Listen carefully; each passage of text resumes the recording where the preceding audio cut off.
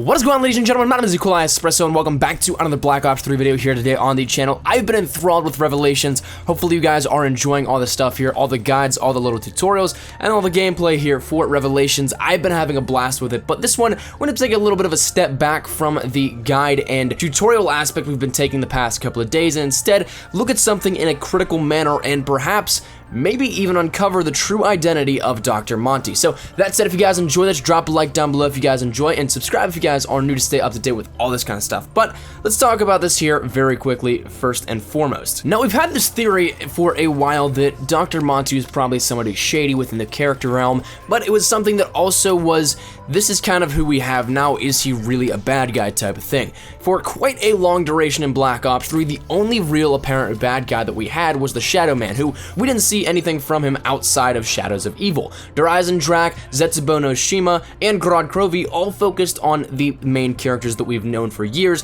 the ones that have been our protagonists or the good guys. 3 maps consecutively, we didn't really have any altercation with any apparent bad guy. At that point in Grod Krovi, when Monty was introduced to us, a lot of people immediately jumped on to thinking that he was the bad guy. However, it did look like it turned around a little bit within the Easter egg and now what we've seen so far for Revelations, where it seems like he's helping our characters out. However, this is where it could take another massive plot twist. Take a listen to this audio quote here, found within one of the Wisps on Der Eisendrache. This one, though it can be pawned off as bickering between the Shadow Man and Dr. Monty, got me thinking a little bit because it is very intriguing what is said.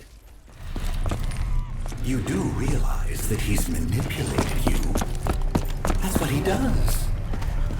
Dr. Monty is just one of the many names he's been known by. The Great Pagan, the Beast.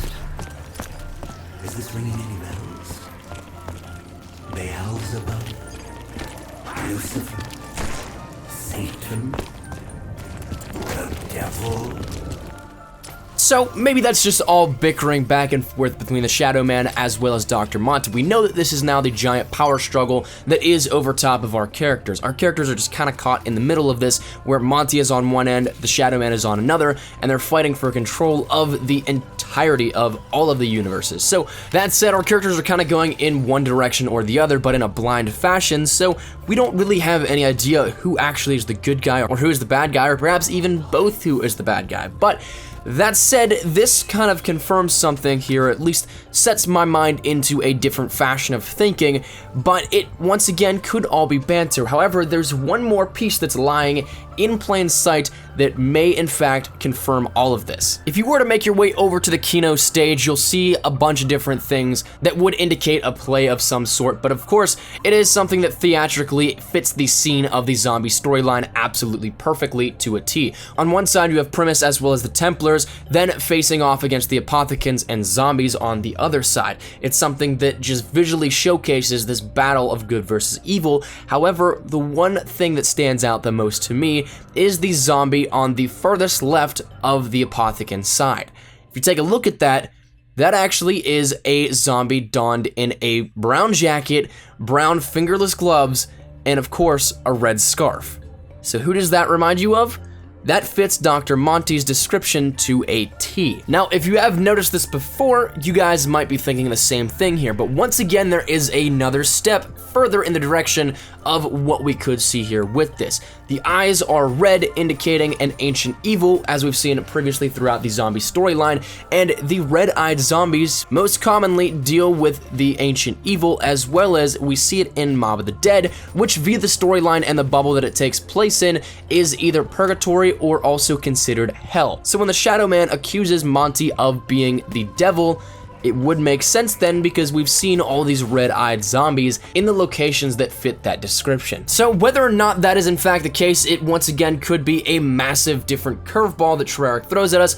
We still think the Shadow Man is the evil one here, but perhaps Monty is, or perhaps it all still is nothing but just misconstrued facts that the Shadow Man is throwing out to try and divert the attention and make the characters turn on Monty. We don't know just yet, but it was something very interesting. I noticed this over on Reddit, so huge thanks to to the guys over there, and more specifically XS over on the Call of Duty Zombies subreddit for pointing this out. It's an absolutely really cool theory, and I honestly believe that with this being the final DLC, we're going to get a massive plot twist that nobody saw coming. And of course, if Monty is in fact the one that is entirely evil here and is responsible for the ancient evil, Mob of the Dead, all that good stuff, that would be a massive curveball, and I think would be a fantastic way to wrap up DLC 4. But thank you guys so much for watching. If you guys enjoyed this, make sure you drop a like rating down below. Leave your thoughts down there in the comment section down below. Do you guys think that this is going to take a plot twist and that Monty is actually the evil one, the Shadow Man may in fact be a decent person in the storyline, or do you think that it might just be two evils going at it right now? I'd love to hear your thoughts down there in the comment section down below. And if you guys are new to the channel, make sure you subscribe to stay up to date for all things Revelations,